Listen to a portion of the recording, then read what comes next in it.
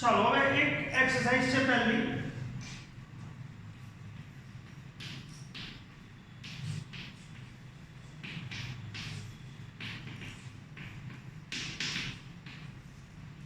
જેનું નામ છે stop over thinking. Over thinking ને અટકાવો. કઈ રીતે જોઈએ ઓવર થિંકિંગ કોને કહેવાય? When tasks and pressure start building up, the mind can sometimes go into overthinking, and you come to the thought, I wish there was a switch in my head that I could flick and turn off all the thoughts going around in my mind. લાંબુ વાક્ય છે, જોઈએ શરૂઆતથી. When tasks and pressure start building up, જ્યારે કામ વધવા લાગે, pressure વધવા લાગે કે ભાઈ ઝડપથી પૂરું કરવાને, the mind can sometimes go into overthinking. તો હવે દિમાગ છે ને ઓવરથિંકિંગમાં જતું રહે, વધારે પડતું વિચારવું છે, અલગ અલગ પ્રકારના વિચારો આવે. And you come to the thought, એ વખતે તમને એક વિચાર આવે છે, એ વિચારો વચ્ચે I wish there was a switch in my head, કે કાશ દિમાગમાં એક સ્વિચ હોત, that I could flick and turn off all the thoughts going around in my mind, કે જેને હું બંધ કરતો અને મારા દિમાગમાં જેટલા પણ વિચારો ચાલી રહ્યા છે બધા સડનલી સ્ટોપ થઈ જતા, એવો આપણને વિચાર આવે. It is not that easy. એ એટલું સરળ નથી એમ કહે છે. There is a technique to help yourself during the problem of overthinking. એક ટેકનિક છે જે તમને હેલ્પ કરી શકે, કે જે ઓવરથિંકિંગમાં તમને હેલ્પ કરી શકે છે, કઈ રીતે ઓવરથિંકિંગને અટકાવવું. Say to yourself repeatedly during the day. એવું કહે છે કે દિવસ દરમિયાન જો તમને ઓવરથિંકિંગ થતું હોય તો દિવસ દરમિયાન વારંવાર પોતાની જાત સાથે વાત કરો ને બોલો. શું બોલો? કહે છે કે I have no expectations and I will deal with whatever happens when it happens. આવું બોલવાનું રાખવું જો આવું થતું હોય ઓવરથિંકિંગ ત્યારે, કે આઈ હેવ નો એક્સપેક્ટેશન્સ, કે મને કોઈ અપેક્ષાઓ નથી મેં કોઈની પાસેથી કે મારી પાસેથી કે કોઈની પાસેથી, રાઈટ? એવું ખાલી બોલો, આઈ હેવ નો એક્સપેક્ટેશન્સ, કોઈ અપેક્ષાઓ નથી. And I will deal with whatever happens when it happens. અને જ્યારે જે પણ આવશે, જે પરિસ્થિતિ આવશે એની સામે હું એ વખતે મુકાબલો કરી શકું અને હું થવાનો પ્રયત્ન કરીશ. જ્યારે આવશે ત્યારે, અત્યારે એના વિશે વિચારીને મતલબ નથી. જેમ કે right now as a student you must not think about your jobs, right? Obviously you should know about your jobs. તમને ખબર હોવી જોઈએ કે કયા કેરિયર છે ભવિષ્યમાં, ક્યાં હું જઈશ, કઈ તરફ જઈશ. બટ તમારે એના વિશે ટેન્શન લઈને કે હાલ વિચારીને કે આ જોબ મળશે કે નહીં મળે મને, એ કોઈ મતલબ નથી. કારણ કે હાલ તમે ત્યાં પહોંચ્યા નથી, હાલ તમે 12th સ્ટાન્ડર્ડમાં જે છે એના ઉપર ફોકસ કરો. હાલ એટલે દૂર જઈ રહ્યા, એટલું લાંબુ વિચારીને ખોટું ટેન્શન ક્રિએટ કરવાનું કોઈ મતલબ નથી. તો આવું બોલી શકાય કે I have no expectation and I will deal with whatever happens when it happens. When you think about a stressful day that lies in front of you, your thoughts run approximately like this: oh my god, I have so much to do. When you think about a stressful day that lies in front of you, ક્યારેક એવું હોય કે એક દિવસે તમારે વધારે કામ હોય તો સવારથી તમે વિચારો એ દિવસ વિશે કે હા આજે તો મારે સવારે ઉઠીને આમ કરવાનું. Your thoughts run approximately like this. તો એ વખતે તમારા વિચારો કેવા આવે જ્યારે તમે બીજા સ્ટ્રેસફુલ દિવસનું વિચારો કે હા આવતીકાલે મારે આટલું કામ છે, તો દિમાગ કેવા વિચારો કરે? Oh my God, I have so much to do. અરે યાર આ તો મતલબ બહુ કામ છે, રાઈટ? એવો વિચાર આવે. I must do X and Y and Z and after that A and B needs to get sorted out as well. પછી વિચાર આવે કે મારે આ પણ કામ કરવાનું છે, આ પણ કરવાનું છે, પેલું કામ પણ કરવાનું છે, એ પૂરું થઈ જાય પછી ફરીથી પાછું પેલું કામ કરવાનું. I don't know how I am going to do it all. મને ખબર નથી આપણું કઈ રીતે આ બધું કામ થશે. I want even have time to it. મને ખાવાનો પણ સમય નહીં મળે. આવા બધા વિચારો આવે. Basically the day hasn't even started but you are already in a tease. જો થાય છે હજુ દિવસ તો શરૂ પણ નથી થયો, તમે ઘરે જ છો આરામથી નોર્મલી બેઠા છો ત્યાં કોટ પર સૂતા છો, રાઈટ? અને તમે આ બધું વિચારી લો તો થાય છે શું? કહે છે કે દિવસ તો હજુ શરૂ પણ નથી થયો પણ તમે ઓલરેડી ફસાઈ ગયા છો ટ્રેપમાં, રાઈટ? એક પ્રકારની ગૂંચવણ પેદા થઈ છે, કન્ફ્યુઝન પેદા થઈ છે, કંટાળો પેદા થઈ ગયો. હજુ કોઈ કામ તો કર્યું નથી 5 પૈસાનું અને ઓલરેડી આપણે કંટાળવા લાગ્યા છીએ. What is happening is that your mind is racing ahead of you. શું થઈ રહ્યું છે એકચ્યુઅલી? તમારું દિમાગ તમારી આગળ ચાલી રહ્યું છે વધારે પડતું. And anticipating how tired and stressed you will feel once you have completed all the task ahead.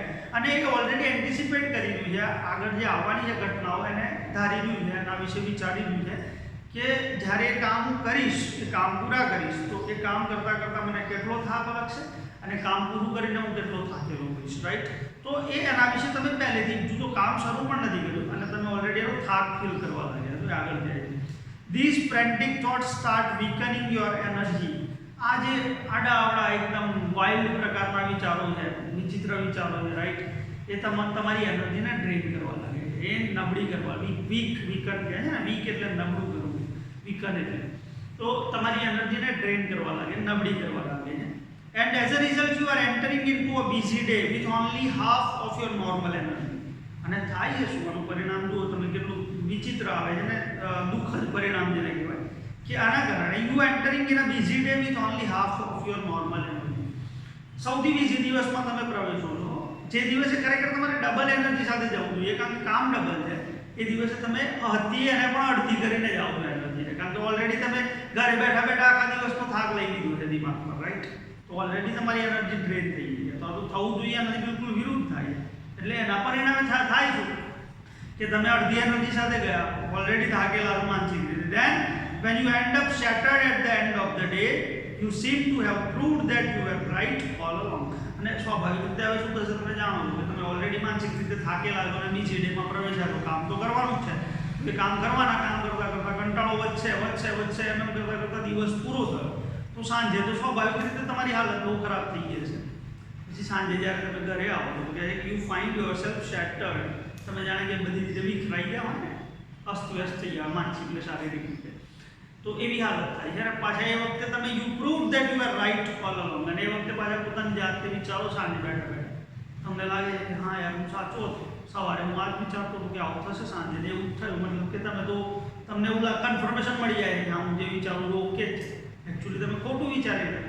જો તમે રાઈટ એનર્જી સાથે ગયા હોત તો હાલ જેટલો થાક મહેસૂસ કરો છો એટલો કદાચ ના કરી રહ્યા હોત, right. You had a grateful day and you feel physically drain. તમારા માટે આ ભયંકર દિવસ બની જાય છે ને તમે ફિઝિકલી પણ ડ્રેન ફીલ કરો છો, એટલે કે શારીરિક રીતે પણ નબળાઈ ફીલ કરો છો.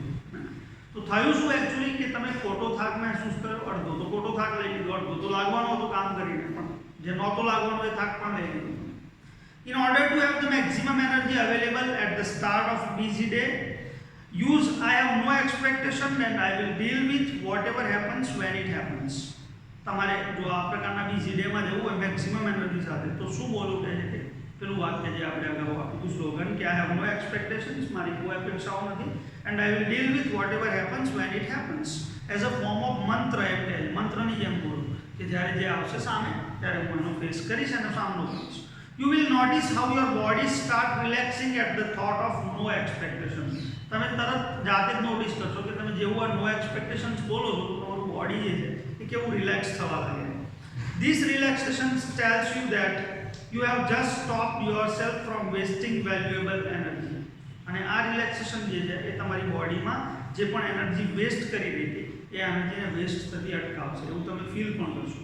You will feel calmer mentally and emotionally as a consequence. Consequence એટલે પરિણામે. તો you will feel calmer mentally, તમે માનસિક રીતે વધારે શાંત મહેસૂસ કરશો, and emotionally as a consequence, અને આના પરિણામે તમે ઇમોશનલી પણ શાંતિ મહેસૂસ કરશો એ પ્રકારની, બરાબર છે. તો આ હતું સ્ટોપ ઓવર થિંકિંગ એક્સરસાઇઝ. હવે નેક્સ્ટ એક્સરસાઇઝ તરફ એક બીજી એક્સરસાઇઝની વાત કરે છે.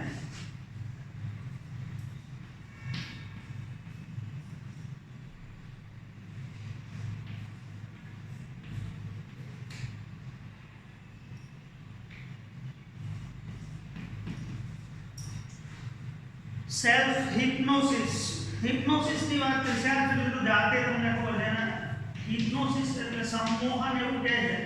હું સમજાવીશ શબ્દ ગુજરાતીમાં પણ કદાચ નહીં સમજાય. સંમોહન, સેલ્ફ હિપ્નોસિસ એટલે સ્વ સંમોહન, પોતાની જાતનું સંમોહન, મતલબ કે સરળ ભાષામાં કહું તો પોતાની જાતે બેસવું અને એવું વિચારવું, પોતાની જાતને એવી પરિસ્થિતિમાં લઈ જવી કે જ્યાં તમે રિલેક્સ ફીલ કરી શકતા હોય, અને સેલ્ફ હિપ્નોસિસ કહેવાય.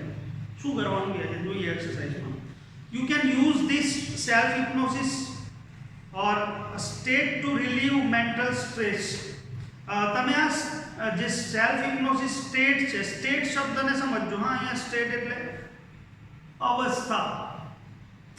તમે તમારી જાતને self-hypnosis અવસ્થામાં લઈ આવો to relieve mental stress, કે જે તમારું mental stress શું કરે તો દૂર કરે. Try the following exercise. નીચે એક્સરસાઇઝ આપી છે ને ફોલો કરવાનો કોશિશ કરો. It becomes easier with your eyes closed. આ એક્સરસાઇઝ કરવા માટે તમારી આંખો બંધ હોય તો તમને વધારે સરળતા રહેશે. શું કહે છે પહેલું સ્ટેપ જુઓ, settle back in a chair and close your eyes. એક ખુરશીમાં બેસી જાઓ, આંખો બંધ, સૂઈ નથી જવાનું, આંખો બંધ કરવાની. એવું કેમ કહું છું જુઓ. Start counting backward from 99 to 70. 99 થી બેકવર્ડ કાઉન્ટિંગ શરૂ કરો 70 સુધી. 99, 98, 97, 96, 95 લાઈક ધેટ. ધીમે ધીમે મેં ફાસ્ટ કર્યું છે તો એ ધીમે ધીમે શ્વાસ સાથે 97, 95, 96, સોરી 95, 94, 93 લાઈક ધીસ. તો બેકવર્ડ કાઉન્ટિંગ શરૂ કરો. Count slowly to fit in with your breathing. કે છે તમારા બ્રીથિંગને ફિટ થાય, તમારી બ્રીથિંગની રિધમને શ્વાસોશ્વાસ સાથે એ ફિટ થાય એ પ્રમાણે ચાલો. બ્રીથિંગની સાથે કાઉન્ટિંગ કરો તમે શ્વાસોશ્વાસ સાથે. નાવ પહેલા આટલું તો કર્યું તમે, ખાલી આટલું જ કરવાનું પહેલા. નેક્સ્ટમાં શું કહે, now count down from 69 to 30. હવે 70 સુધી પહોંચી ગયા. હવે 69 ટુ 30 કાઉન્ટિંગ કરો. While imagining walking down the steps of a beautiful staircase. એ વખતે ઇમેજિન શું કરો, કાઉન્ટિંગ કરવાનું સાથે સાથે ઇમેજિન કરવાનું કે તમે એક બહુ સરસ સ્ટેરકેસ એટલે પગથિયા છે, બહુ ભવ્ય પગથિયા છે, જેવા જેટલા મોંઘા તમે વિચારી શકો, આમાં ખર્ચો કરવાનો નથી આપણે, તો you can think it right. તો એ પગથિયા તમે ઉતરી રહ્યા છો, નીચે ઉતરી રહ્યા છો, એ રીતે કાઉન્ટ કરો 69, 68 like that. Feel yourself walking down in time with your breathing. અને એ પણ ધ્યાન રાખો કે તમારા બ્રીથિંગ સાથે તમે સ્ટેપ લઈ રહ્યા છો, શ્વાસોશ્વાસ સાથે ચાલી. See the beautiful grand staircase stretching ahead of you. અને એ પણ જુઓ, ઇમેજિન કરો કે જેમ જેમ તમે ચાલી રહ્યા છો તમારી આગળ પગથિયા વધતા જ જાય. જ્યાં સુધી તમારું કાઉન્ટિંગ પૂરું ના થાય ત્યાં સુધી પગથિયા પૂરા ના થવા જોઈએ અને એ આગળ ખેંચાતા જ જાય પગથિયા. ઇમેજિન, અને એ પણ કેવા ગ્રાન્ડ સ્ટેરકેસ, એને પણ કહ્યું છે ભવ્ય પગથિયા છે, કોઈ સારું તૂટેલા જૂના પગથિયા નહીં, એકદમ ભવ્ય, રેડ કાર્પેટ પાથરેલી છે અને લોકો સ્વાગતમાં બેઠા વિચારી શકે. Imagine the steps are carpeted so that your progress is as effortless as possible. કહે છે ને, એ પણ ઇમેજિન કરો કે સ્ટેપ્સ જે છે કાર્પેટેડ છે, એટલે તમને એવું ના લાગે કે તમે ક્યાંક કામ પર જઈ રહ્યા છો કે કશું કામ કરવા જઈ રહ્યા છો, રાઈટ. તમે એવું પણ માની શકો તમે રાજા છો ને નીચે ઉતરી રહ્યા છો, whatever you can think, right. But તમને રિલેક્સ ફીલ થવું જોઈએ એવું જ આગળ કહે. Count down from 29 to 0 while imagining drifting further down in luxurious lift. હવે 29 ટુ 0 કાઉન્ટ કરવાનું છે, ત્યાં સુધીમાં તમે સ્ટેરકેસ તો ઉતરી ગયા. હવે ત્યાંથી તમે લિફ્ટ તરફ જાઓ છો, લિફ્ટ સુધી પહોંચો ત્યાં સુધીમાં તમારે 0 સુધી પહોંચવાનું છે. As large as a room. Lift પણ કેવી છે પાછી, સાધારણ મોટી એક રૂમ જેવી, કાર્પેટેડ, અંદર કાર્પેટ પાથરેલી સરસ, with a view of landscape outside. અને બહાર જુઓ તો બધા કુદરતી સરસ દ્રશ્યો જોવા મળે, વૃક્ષો છે, બગીચો છે, પાણી છે. Watch the decreasing steadily and time with your breathing. અને તમે ડિક્રીઝિંગને જુઓ, મતલબ કે જેમ લિફ્ટ જે છે નીચે જઈ રહી છે ધીમે ધીમે, એને તમે ફીલ કરો, મહેસૂસ કરો, અને બ્રીથિંગની સાથે શ્વાસોશ્વાસની સાથે. Next, as you arrive at 0 the lift doors open and you enter a room that is furnished just as you would like it.